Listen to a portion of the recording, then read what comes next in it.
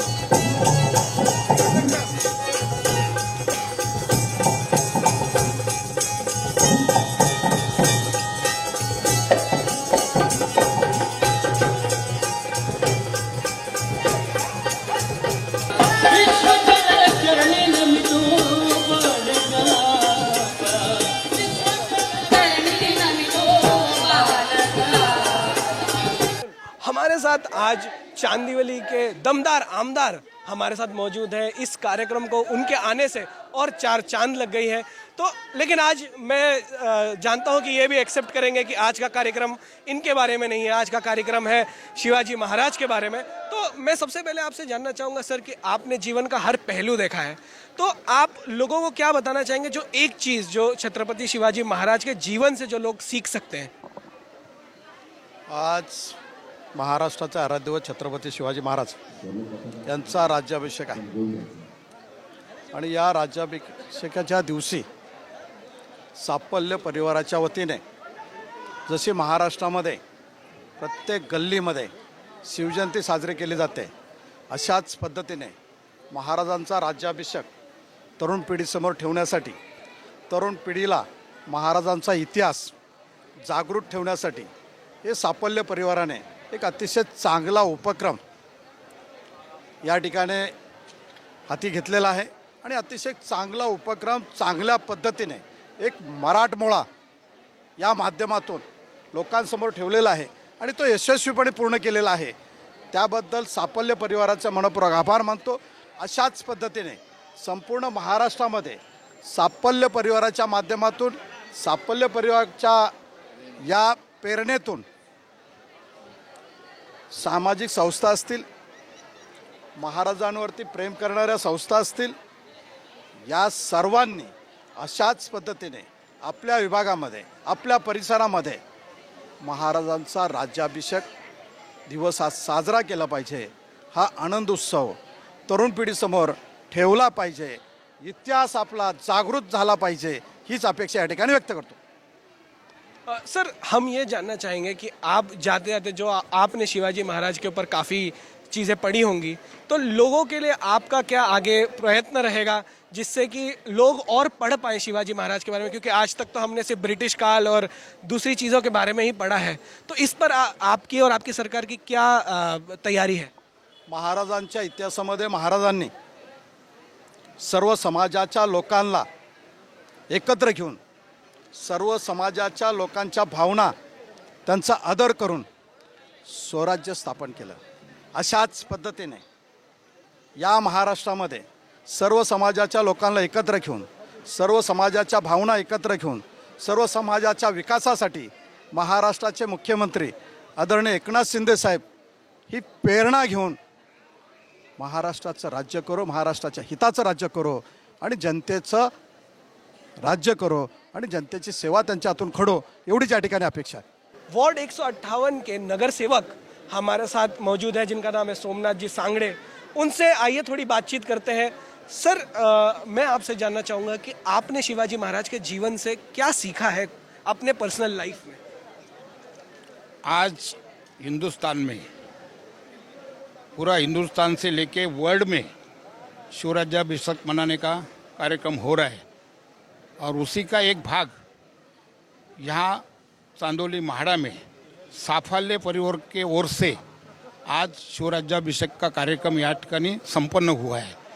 आपने मुझे क्वेश्चन किया है कि शिवाजी महाराज से क्या सीखा है. आज जो मैं खड़ा है, जो मैं बात करता है और निडर बोल के बात करता है, निडर, डर नहीं, भय नहीं है, ये सब हम लोग को शिवाजी महाराज ने सिखाया है. सर, ये कार्यक्रम करने में बहुत मेहनत लगी है. आपने भी पीछे से काफ़ी योगदान दिया है. जैसे कि हमने बाकी लोगों से बात की, सबने बताया आपका काफ़ी योगदान था. तो इसमें आपके ये जो काम करने के आपके प्रेरणा क्या थी इसके पीछे? ये प्रेरणा ये थी कि ये जो साफल्य परिवार जो सोसाइटी है, यहाँ हमारा जो साफल्य सोसाइटी, ये सोसाइटी में हमेशा नया नया कुछ ना कुछ कार्यक्रम होते रहता है. और ये लोग का जो टीम है, नेवरेकर है, नागेकर है, सालुंके है, बाद में क्षीरसागर है, बहुत से सारे उनके जो सहयोगी है, वो लोग हमेशा बैठ के कुछ ना कुछ नया नया संकल्पना करके एक नया नया प्रोग्राम इधर महाड़ा में लाने के लिए कोशिश करते. और आज जो वो लोग ने कार्यक्रम किया है, ये ऐतिहासिक कार्यक्रम है और जिस कार्यक्रम का आज का तारीख में ज़रूरत है, नया जो पीढ़ी है, नया जो जनरेशन है, उसको मालूम पड़ना चाहिए छत्रपति शिवाजी महाराज का इतिहास क्या है. सर, जाते जाते आपसे बस ये जानना चाहेंगे कि आप हमारे ऑडियंस को, जो लोग देख रहे हैं, जिनको शायद शिवाजी महाराज के इतिहास के बारे में ज़्यादा नहीं पता है, उनको क्या संदेश देना चाहेंगे?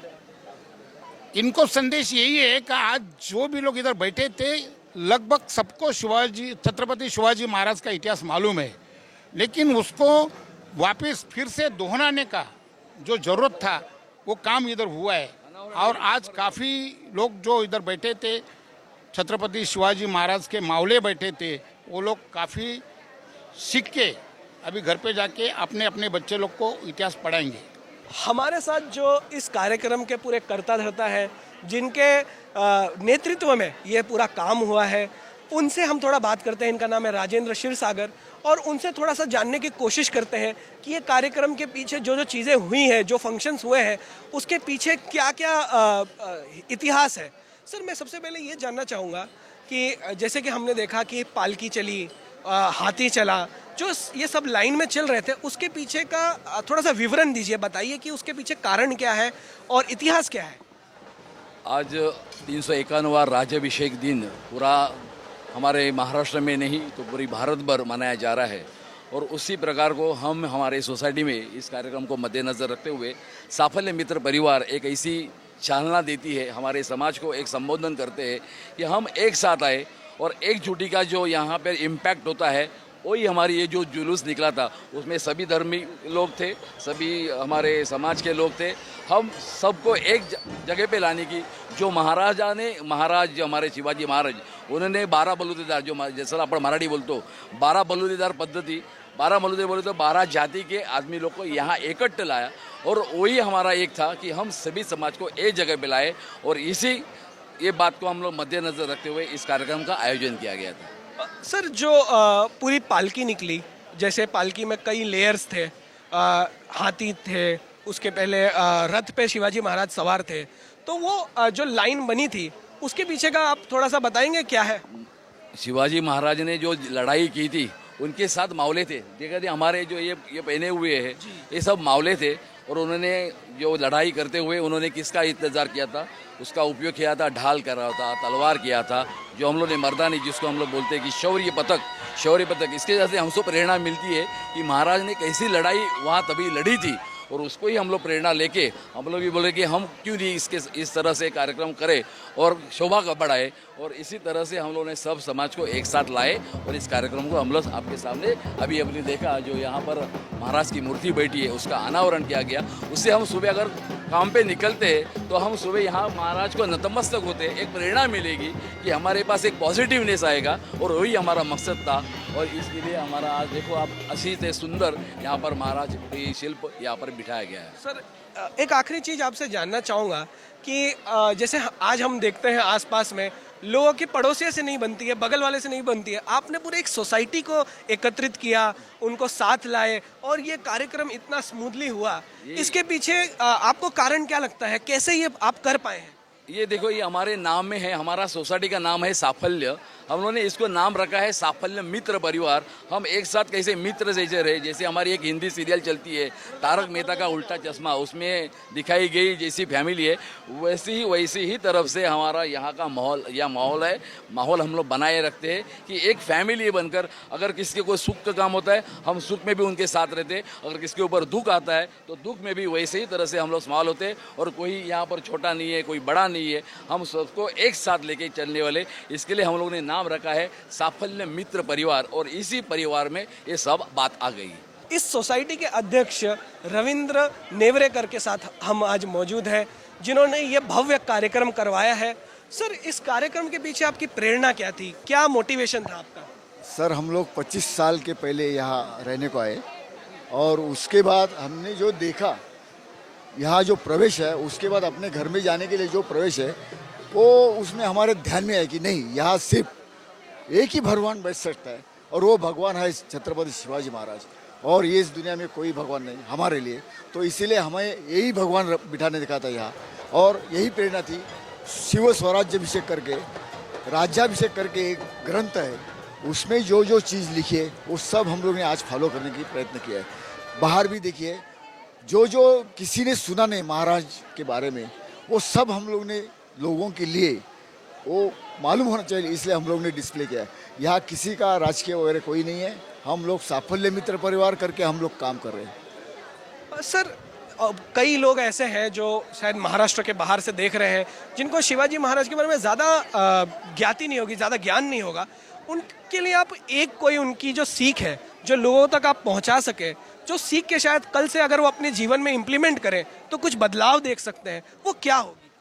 सर देखिए, पहली बार मैं ये बताना चाहता हूँ कि यहाँ हमारी जो सोसाइटी में जो रहने वाले यहाँ नॉर्थ इंडियन है, साउथ इंडियन है, मुस्लिम है, हिंदू है, सब जाति धर्म के लोग हैं और वो ये जो हमारा सपना जो आखिर ये हुआ साक्षात में आ गया वो था उनकी वजह से हो गया।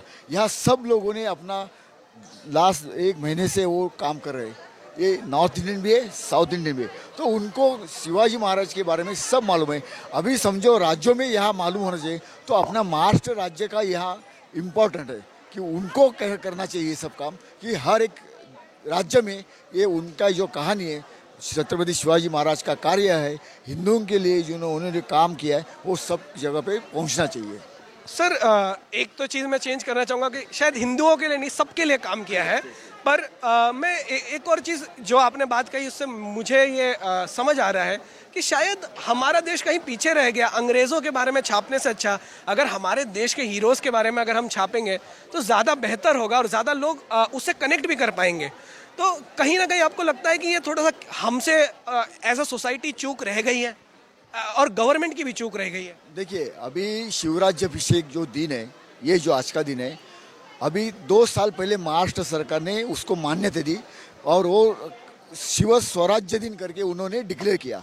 लेकिन ये डिक्लेयर करने के बाद भी शिव स्वराज्य दिन हर कोऑपरेटिव हाउसिंग सोसाइटी में होना चाहिए, हर संस्था में होना चाहिए, हर ग्राम पंचायत में होना चाहिए, हर तालुका में होना चाहिए, हर जिले में होना, हर राज्य में होना, अपने पूरे देश में ये होना चाहिए। तभी अपने शिवाजी महाराज की आखिर क्या थे, कौन थे, ये पता चलेगा। हमारे साथ साड़ुंके सर है जो कि यहाँ पे सेक्रेटरी हैं। तो पहले इनसे जानते हैं कि इस कार्यक्रम के बारे में थोड़ा और जानकारी लेते हैं। सर, आपके जीवन में शिवाजी महाराज का क्या इफेक्ट रहा है? पहले तो मैं ये बात करूँगा कि हमारा जन्म महाराष्ट्र में हुआ है, जहाँ छत्रपति शिवाजी महाराज ने अपने कार्य से यह महाराष्ट्र को बहुत बड़ा बनाया है। और उनकी जो राजनीति थी वो सबसे अलग थी, और उनकी राजनीति आज भी 350 साल के बाद भी लोगों के दिल में है, मन में है। सब यहाँ पे जो आज साफल्य सोसाइटी में हम लोग का एक स्वप्न था कि यहाँ छत्रपति शिवाजी महाराज को यहाँ बिठाया जाए, और गए 5 साल के बाद हमारा जो ये कार्य है ये सफल हो गया है।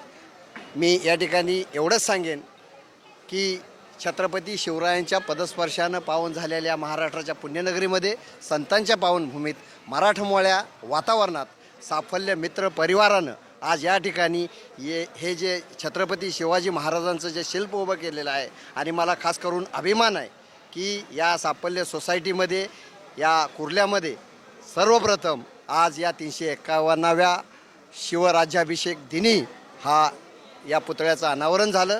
आम्हाला अभिमान आहे आणि हीच खरी आमची छत्रपतींच्या प्रती निष्ठा आहे।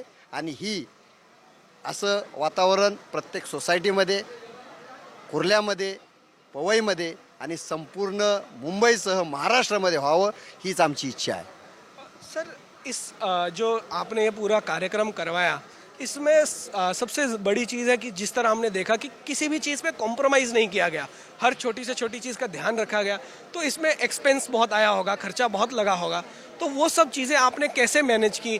क्योंकि बहुत सारी कठिनाइयाँ भी आई होंगी ये रास्ते में, तो इसको आपने कैसे टैकल किया, थोड़ा ये बताइए। इसके बारे में मैं इतना ही बताऊंगा कि गए 30 साल हम यहाँ काम कर रहे हैं, और काम करते हैं, सब मिलके करते हैं, पैसे के बारे में चिंता नहीं करते हैं, वो अपने आप आते हैं। उसके लिए थोड़ी मेहनत करनी पड़ती है, और हमारे यहाँ के जो मेंबर हैं वो हमें उसके लिए सब मिलके साथ देते हैं। और इसीलिए ये पॉसिबल है कि कोई भी कार्य हो, कैसा भी कार्य हो, हम उसको आगे लेके जाते हैं, आगे की चिंता नहीं करते हैं। सिर्फ हमारा मकसद यही रहता है कि कार्य करने का है, अपने आप सब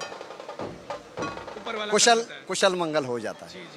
जय भवानी, जय शिवाजी, जय भवानी, जय शिवाजी, जय शिवाजी, जय भवानी, जय भवानी, जय शिवाजी, हर हर महादेव, हर हर महादेव। छत्रपति शिवाजी महाराज की, छत्रपति शिवाजी महाराज की। इस कार्यक्रम में वो कहते हैं ना कि महिलाओं के बिना कोई कार्य पूरा नहीं हो सकता, तो ये कार्यक्रम कैसे पूरा हो सकता है। तो यहाँ की महिला मंडल के लोगों से कुछ बात करते हैं और समझते हैं कि इन्होंने ये कार्यक्रम को कैसे अंजाम दिया।